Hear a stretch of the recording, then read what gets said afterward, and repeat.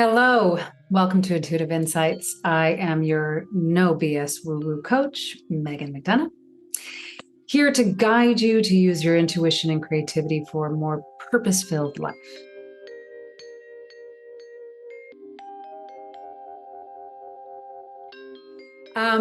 So, what I do on this channel, if you're new, is a couple of things. Every intuitive reading that I do, I have a spiritual sketch, which comes through me as a visual, but it's like a spiritual message that I see, and then I feel compelled to draw. And the way that this came about when I was starting this kind of journey is I just felt like this impression of these visuals, these spiritual images, these spiritual sketches that I ended up doing I just felt compelled to put them on paper for the person I read. So I did. And initially I saw them as very vibrant and colorful. But then after I reflected on it a bit, I was like, oh, no. These messages are for them. They're their spirit messages. They're their soul messages. And so they need to color them. They need to put their energy into it so that they can really fuse the message within them. So all the spiritual sketches became just that, sketches, and turned into coloring pages. And coloring also, there's been a lot of studies on coloring and how it can help alleviate the mind of worry and anxiety, and how it can really tap you into a form or meditative-like state and just relax you a bit. And then the same with journaling. I'm a big journaler. So all the intuitive spiritual sketches had the coloring pages had a complementary journal prompt.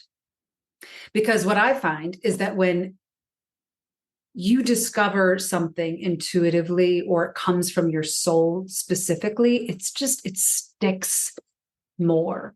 It resonates deeper, and it creates a bigger shift within you, in your life, your perspective, your energy, your vibration. More so than if you just learned something on your own, or someone who you respect and admire taught you. All those things work, but for some reason, it just resonates deeper when the message comes from within you. The other thing that I recognized during this process was that every spiritual sketch, every spiritual message in the form of an image that I received had a twofold message.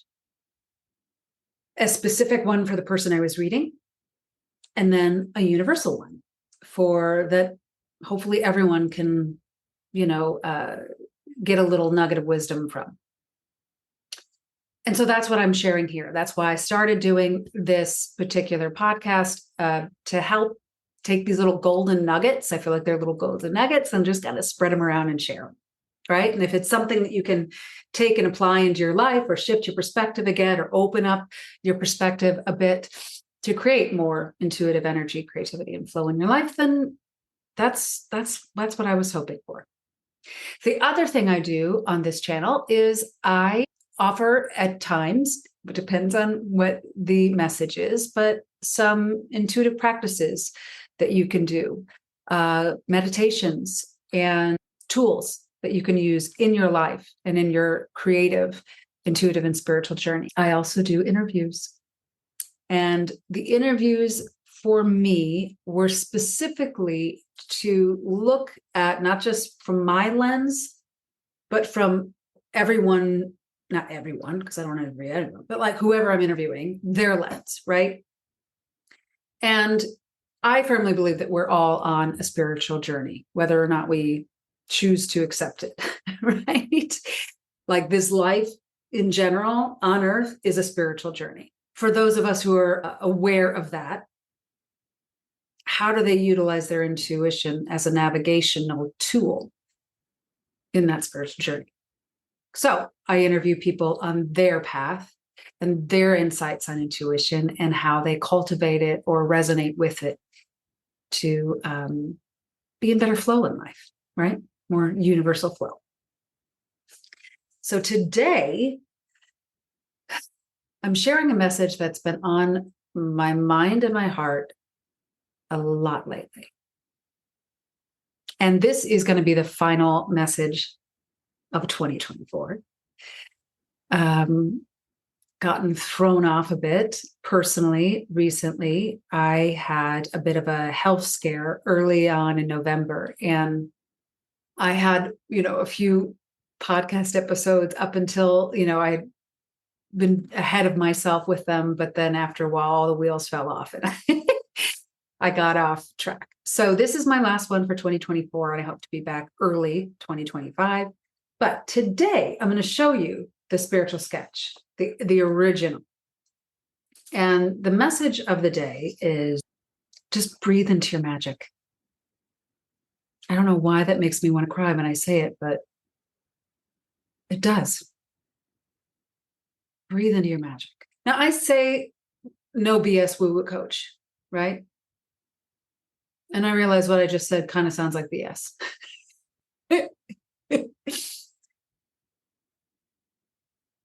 But it's not. It's not. Because, and this is why I believe it's not. Because whatever words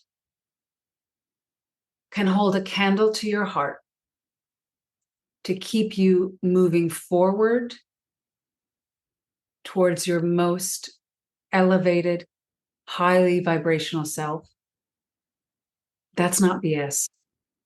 That's just forward moving energy helping you along your way. That's how I look at it.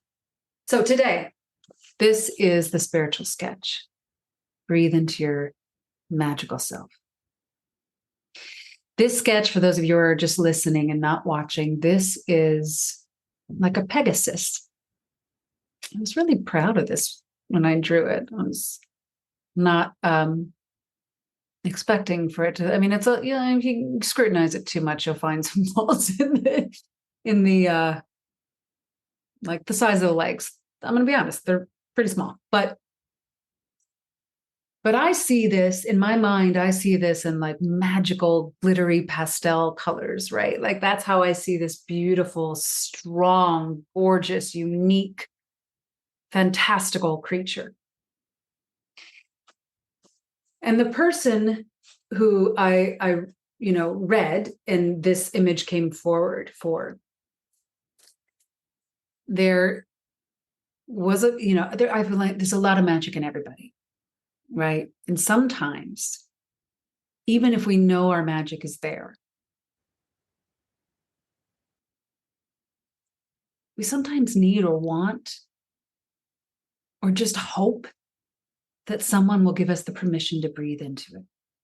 And it's not just that, it's also the permission to breathe into it, but also the awareness, the kindness to see it, to really, really see it, and just hold space for it, just allow it, welcome it in. So here's how I see this, this magical Pegasus. I see it like the idea of, like, I keep hearing the idea of like snowflakes, right? Like how they're all completely unique on their own individually. But snowflakes make up snow, right? This isn't like, revelation that I'm, telling you right now. Obviously, you know what snow is. But in the analogy of snow and snowflake, I see that like souls, right? And light. Like to me, I see soul is like light. Like one big, massive, universal light. But then we have individual tiny snowflakes that are coming in with a specific message, lesson, gift, journey that affects and resonates with all the other snowflakes in this snow-filled world. And I'm going to get a little personal. So recently, I've been reflecting on my personal journey, and it especially when it comes to,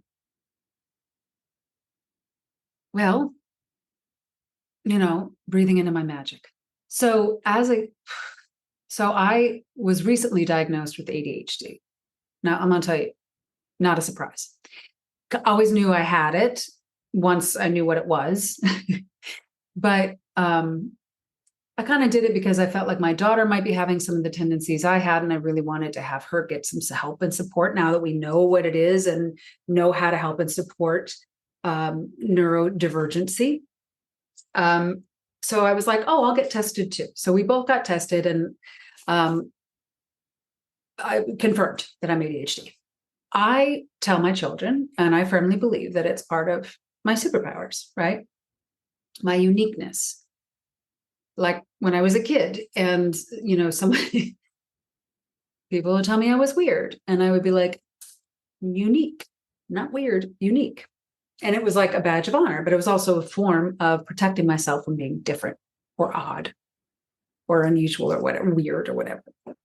And there are times, often, that I feel like the best way to describe it is that I am trying to fit my puzzle piece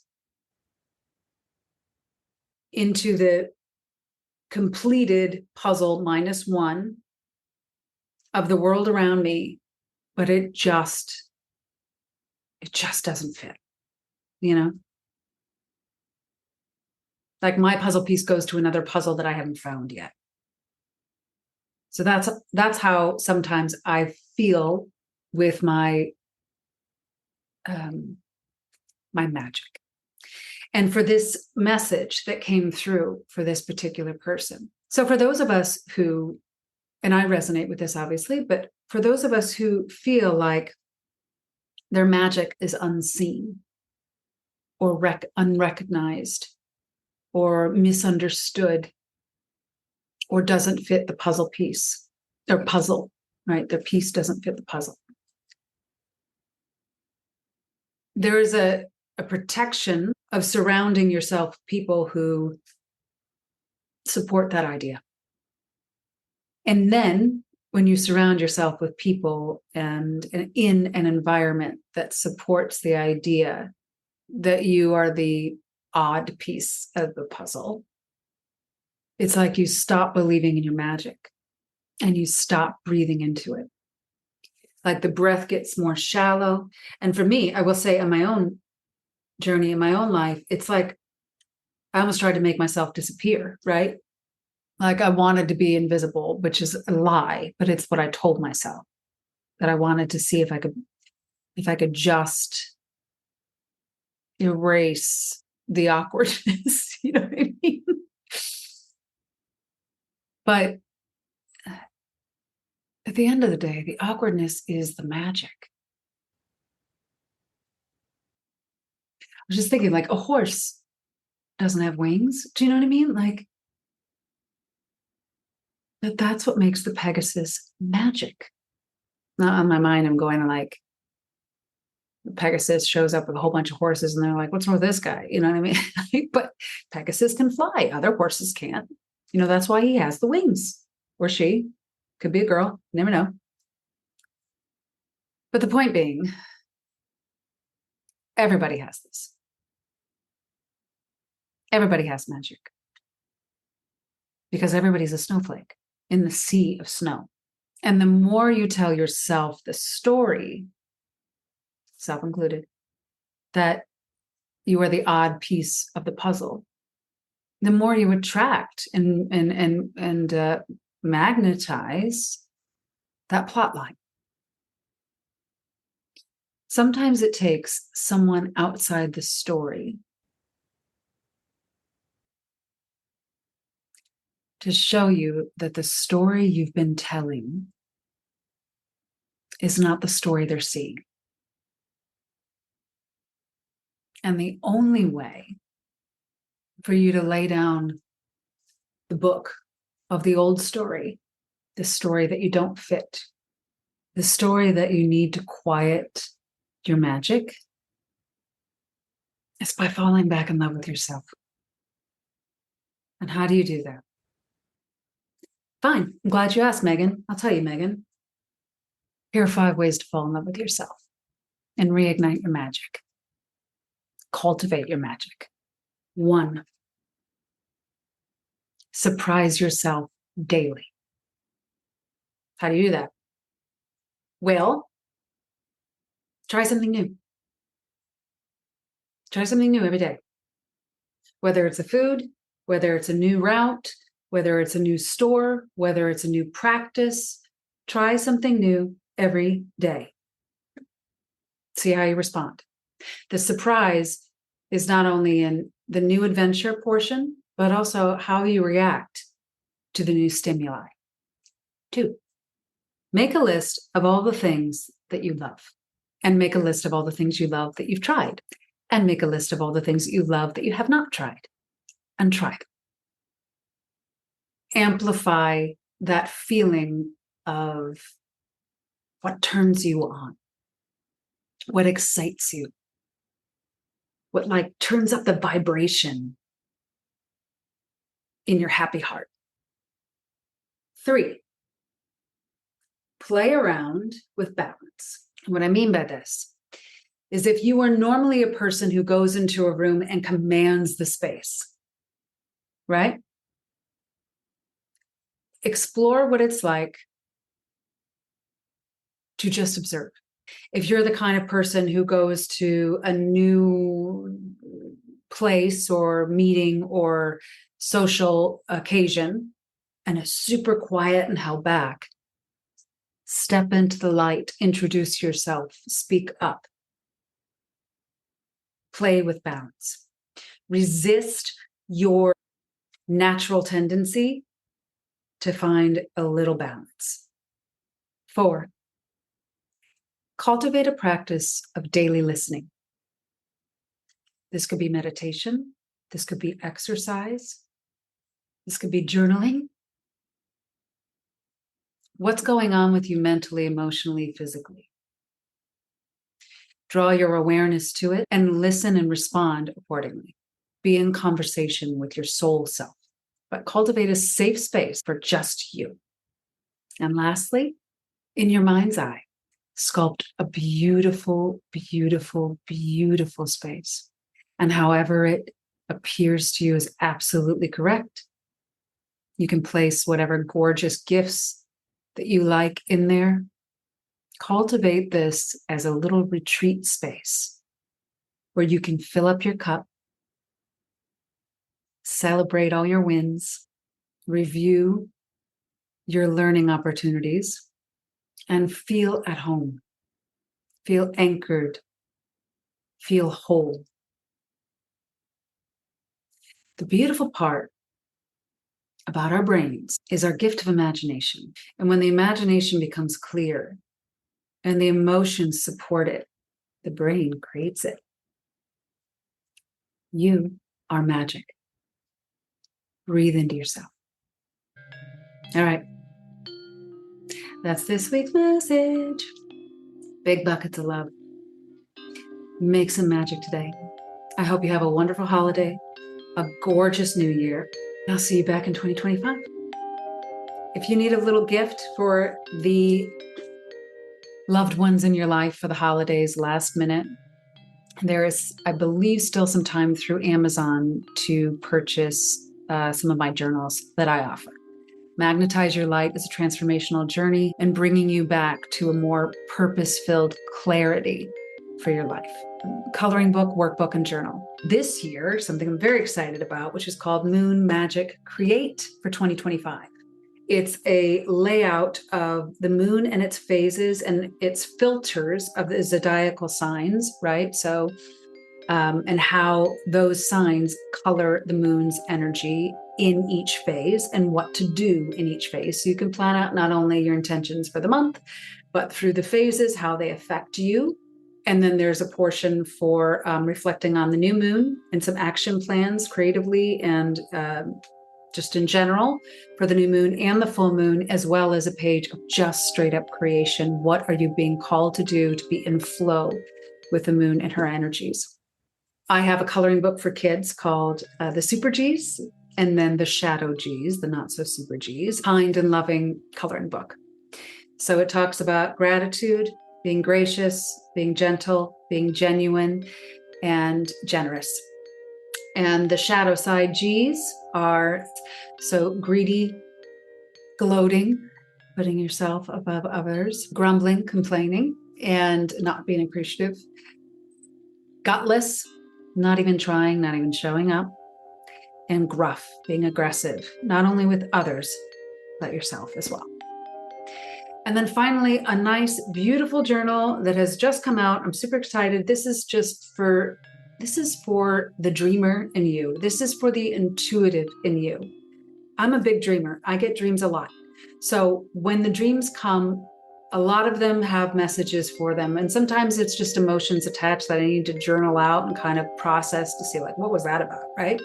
Some of them are messages that are straight up like, write this down. This is my intuition talking to me. So this journal it's blank, and it's for you to cultivate a daily practice or your practice of intuitive connection and conversation and or dream exploration or creative expression.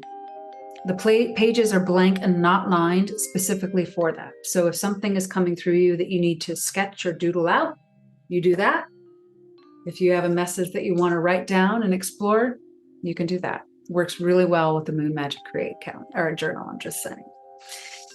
And if you're looking for an intuitive reading to start the year off, I always feel like it's a good time to have an intuitive reading at the beginning of the year. My readings not only look at, your spirit guides, your past life lessons that your soul is requesting you to call into this life now to help you move forward on your journey, but also is kind of a clearing. I look at chakras and auras and what's you're evolving from and what you're evolving to. And that kind of becomes like this beautiful, like deep tissue massage for your energy. So if that is something that your soul is requesting to kick off 2025 with, all of these things you can find on my website at magnetizeyourlight.com. If any of this resonated with you today, I'd love to hear about it at Magnetize Your Light on all socials.